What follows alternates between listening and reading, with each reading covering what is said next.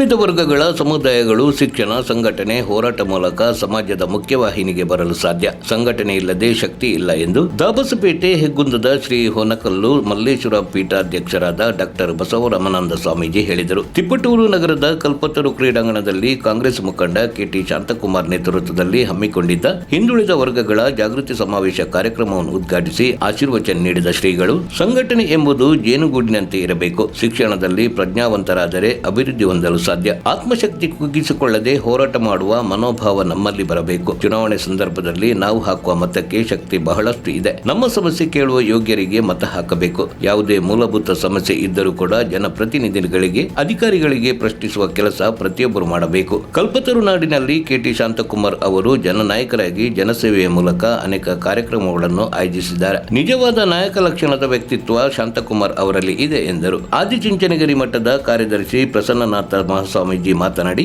ಕಲ್ಪತರು ನಾಡಿನಲ್ಲಿ ಸಮಾಜಮುಖಿ ಕಾರ್ಯದಲ್ಲಿ ಬಹಳ ವರ್ಷಗಳಿಂದ ರೈತಾಪಿ ವರ್ಗ ಸೇರಿದಂತೆ ಬಡ ಮಕ್ಕಳಿಗೆ ಅನೇಕ ಸಹಾಯ ಸಹಕಾರವನ್ನು ಶಾಂತಕುಮಾರ್ ಅವರು ಮಾಡಿರುವುದನ್ನು ನಾವು ಕೇಳಿದ್ದೇವೆ. ಕೊರೋನಾ ಸಂದರ್ಭದಲ್ಲಿ ಶಾಂತಕುಮಾರ್ ಹಮ್ಮಿಕೊಂಡಿದ್ದ ಕಾರ್ಯಕ್ರಮಗಳು ಜನತೆ ಮರೆತಿಲ್ಲ. ಮಕ್ಕಳಿಗೆ ಪಠ್ಯ ಪುಸ್ತಕ, ಪ್ರತಿಭಾ ಪುರಸ್ಕಾರ ಮತ್ತಿತರ ಸಮಾಜಮುಖಿ ಕಾರ್ಯ ಶಾಂತಕುಮಾರ್ ಅವರು ಮಾಡುತ್ತಿರುವುದು ಶ್ಲಾಘನೀಯ ಕಾರ್ಯವಾಗಿದೆ ಎಂದರು. ತಾಲೂಕು ಕುರುಬ ಸಮಾಜದ ಅಧ್ಯಕ್ಷ ಚಂದ್ರೇಗೌಡ ಮಾತನಾಡಿ, ಸಣ್ಣ ಪುಟ್ಟ ಸಮುದಾಯಗಳ ಭವನಗಳ ನಿರ್ಮಾಣಕ್ಕೆ ಜನಪ್ರತಿನಿಧಿಗಳು ಸರ್ಕಾರದಿಂದ ಹಣ ನೀಡಲು ಮೀನಾಮೇಷ ಎಣಿಸುತ್ತಿದ್ದಾರೆ. ಕಾಂಗ್ರೆಸ್ ಮುಖಂಡ ಕೆಟಿ ಶಾಂತಕುಮಾರ್ ಮಾತನಾಡಿ, ಚುನಾವಣಾ ಸಂದರ್ಭದಲ್ಲಿ ಯಾವುದೇ ಅಭ್ಯರ್ಥಿ ಗೆಲುವು ಪಡೆಯಬೇಕಾದರೆ ಹಿಂದುಳಿದ ವರ್ಗಗಳ ಮತ ನಿರ್ಣಾಯಕ ಪಾತ್ರ ವಹಿಸುತ್ತದೆ. ಹಿಂದುಳಿದ ಸಮಾಜಗಳು ಒಗ್ಗೂಡಬೇಕು. ಸಂಘಟನೆ ಬಲವಾದರೆ ಏನನ್ನು ಬೇಕಾದರೂ ಪಡೆಯಲು ಸಾಧ್ಯ. ತಾಲೂಕಿನ ನೂರಾರು ಶಾಲೆಗಳು ಇಂದಿಗೂ ಕೂಡ ಶಿಥಿಲಾವಸ್ಥೆಯಲ್ಲಿವೆ. ಆದರೆ ಶಿಕ್ಷಣ ಮಂತ್ರಿಗಳಿಗೆ ಯಾವುದು ಗಮನಕ್ಕೆ ಬರುತ್ತಿಲ್ಲವೇ? ಕಳೆದ ಹಲವಾರು ವರ್ಷಗಳಿಂದ ನಾನು ತಾಲೂಕಿನ ಜನತೆಯ ಜೊತೆ ನಿರಂತರವಾಗಿ ಜೊತೆಯಾಗಿ ಇದ್ದೇನೆ. ಬಡತನದಲ್ಲಿ ಹುಟ್ಟಿದ ನನಗೆ ಕಷ್ಟ ಅಂದರೆ ಏನು ಅಂತ ತಿಳಿದಿದೆ. ಈ ತಾಲೂಕಿನಲ್ಲಿ ಸಾವಿರಾರು ನೊಂದ ಕುಟುಂಬಗಳು ಇವೆ.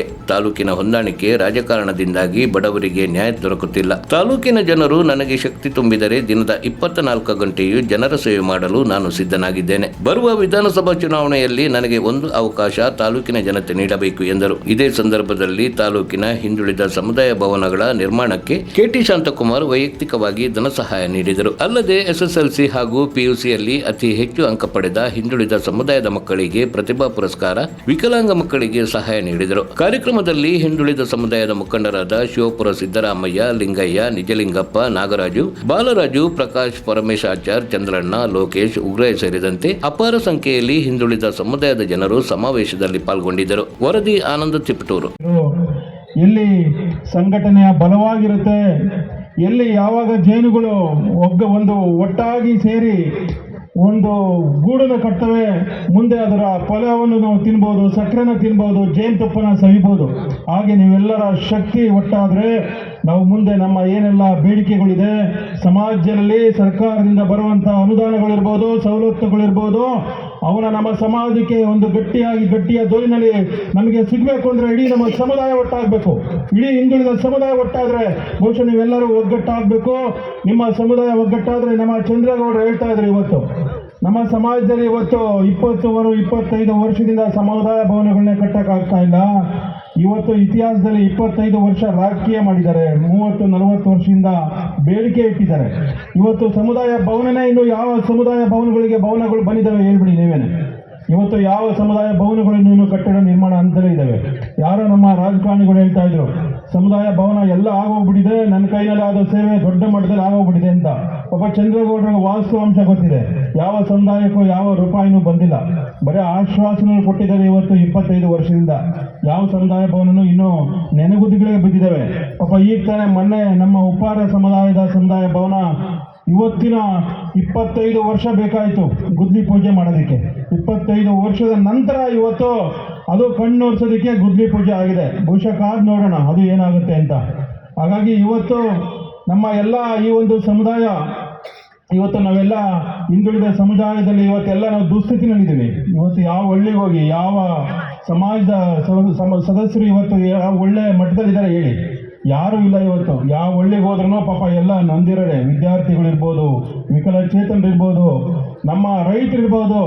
ಇವತ್ತು ಈ ಒಂದು ಹಳ್ಳಿಯ ಈ ಒಂದು ಸಮುದಾಯಗಳ ರೈತರನ್ನ ಎಲ್ಲ ಒಂದು ಕಡೆ ಕಣ್ಗಣಿಸಿದ್ದಾರೆ. ಇವತ್ತು ರಾಜಕೀಯ ಇರ್ಬೋದು, ಆರ್ಥಿಕವಾಗಿರ್ಬೋದು, ಶೈಕ್ಷಣಿಕವಾಗಿರ್ಬೋದು. ಬಹುಶಃ ನೀವು, ನಾನು ಮೊನ್ನೆ ಒಂದು ಊರಿಗೆ ಹೋಗಿದ್ದೆ, ಮಲ್ಲೇನಹಳ್ಳಿ ಅಂತ. ಆ ಒಂದು ಶಾಲೆಯಲ್ಲಿ ಪಾಪ ಕುತ್ಕೊಳ್ಳೋದಕ್ಕೆ ಆಗಲ್ಲ, ಮಕ್ಕಳು ಪರಿಸ್ಥಿತಿ ಯಾವ ಥರ ಇದೆ. ನಮ್ಮ ಜಗದೀಶ್ ನನಗೆ ತೋರಿಸಿದ್ರು ಶಾಲೆಯಲ್ಲಿ. ಅದು ಒಂದು ಶಾಲೆ ಅಲ್ಲ, ಇವತ್ತು ಅಂಥ ಶಾಲೆಗಳು ನೂರಾರಿದ್ದಾವೆ. ಇವತ್ತು ಆ ಶಾಲೆಗಳಲ್ಲಿ ಒಳಗಡೆ ನಮ್ಮ ಮಕ್ಕಳು ವಿದ್ಯಾಭ್ಯಾಸನೇ ಮಾಡೋಕ್ಕಾಗಲ್ಲ. ಇವತ್ತು ಏನೆಲ್ಲ, ಇವತ್ತು ಸರ್ಕಾರದಲ್ಲಿ ಇವತ್ತು ನಮಗೆ ಅಧಿಕಾರ ಸಿಕ್ಕಿದಾಗ ಬಹುಶಃ ಶಿಕ್ಷಣದಲ್ಲಿ ಕ್ರಾಂತಿ ಮಾಡಬೇಕಾಗುತ್ತೆ. ನಮ್ಮ ತಾಲೂಕು, ನಮ್ಮ ಹುಡುಗರು, ನಮ್ಮ ವಿದ್ಯಾರ್ಥಿಗಳು ಅನ್ನೋದು ಒಂದು ನಮಗೆ ಯಾವತ್ತೂ ಅವರಿಗೆ ಹೆಚ್ಚಿನ ಆದ್ಯತೆ ನಮ್ಮ ತಾಲೂಕಿಗೆ ಕೊಡಬೇಕಾಗುತ್ತೆ. ಬಹುಶಃ ನಾನು ಅದನ್ನೇ ಅವತ್ತು ಹೇಳ್ತಾ ಇದ್ದೆ. ನಾನು ಯಾವತ್ತೂ ಆದ್ರೂ ಇಂಥ ಒಂದು ಶಾಲೆಗಳ ದುಸ್ಥಿತಿ ನೋಡಿದಾಗ ನಾನು ಯಾವತ್ತೂ ಅದನ್ನೇ ಹೇಳ್ತಾ ಇರ್ತೀನಿ, ಯಾಕೆ ಇಂಥ ಒಂದು ಶಾಲೆಗಳು ಮಲ್ಲೇನಹಳ್ಳಿ, ಇವತ್ತು ಹಲವಾರು ಊರುಗಳು ಇವತ್ತು ಕುರುಬ